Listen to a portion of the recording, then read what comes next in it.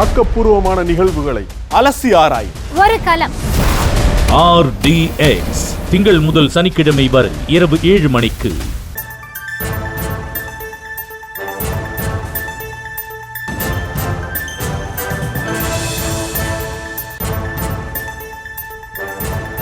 அண்மை செய்தி. திருநெல்வேலி மாவட்டம் சுத்தமல்லியில் கராத்தே கற்றுக்கொள்ள வந்த சிறுமியின் தாயாரிடம் பாலியல் அத்துமீறலில் ஈடுபட்டதாக கராத்தே மாஸ்டர் மீது புகார் வழங்கப்பட்ட நிலையில் அவர் மீது நடவடிக்கை மேற்கொள்ளப்பட்டு இருக்கிறது. அது தொடர்பான அண்மை செய்தியை பார்த்து வருகிறோம். கூடுதல் விவரங்களோடு நம்முடைய செய்தியாளர் ராஜா இணைந்திருக்கிறார்.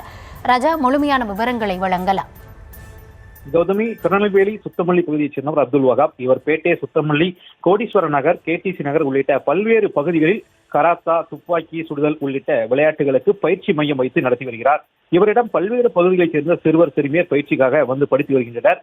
இந்த நிலையில் நெல்லையைச் சேர்ந்த ஒரு பெண் ஒருவரின் மகளும் பயிற்சி மையத்தில் சேர்ந்துள்ளார். அந்த சிறுமியை பயிற்சி மையத்திற்கு அழைத்து வந்துவிட்டு செல்லும் வழக்கத்தை தாய் வழக்கமாக கொண்டுள்ளார்.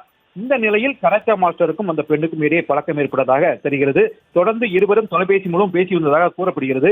இந்த நிலையில் ஆசை வார்த்தையை கூறி அந்த பெண்ணிடம் பாலியல் அத்துமீறலில் ஈடுபட்டுள்ளார். அதன் பின்னர் அந்த பெண் கராத்தே மாஸ்டர் இடம் பேச்சுவார்த்தையை துணித்த நிலையில் தொடர்ந்து அந்த பெண்ணை தொந்தரவு செய்துள்ளார். இந்த நிலையில் பாதிக்கப்பட்ட பெண் சுத்தமல்லி காவல் நிலையத்தில் அளிக்கப்பட்ட புகாரின் அடிப்படையில் கராத்தே மாஸ்டர் மீது சுத்தமல்லி போலீசார் பெண் வன்கொடுமை உள்ளிட்ட பல்வேறு பிரிவுகளில் வழக்கு பதிவு செய்யப்பட்டு கராத்தே மாஸ்டர் அப்துல் வகாப்பை கைது செய்தனர். கராத்தே கற்றுக்கொள்ள வந்த சிறுமியின் தாயிடம் அத்துமீறலில் ஈடுபட்ட கராத்தே மாஸ்டர் கைது செய்யப்பட்ட சம்பவம் அப்பகுதியில் பெரும் பரபரப்பை ஏற்படுத்தியுள்ளது. விவரங்களுக்கு நன்றி ராஜா.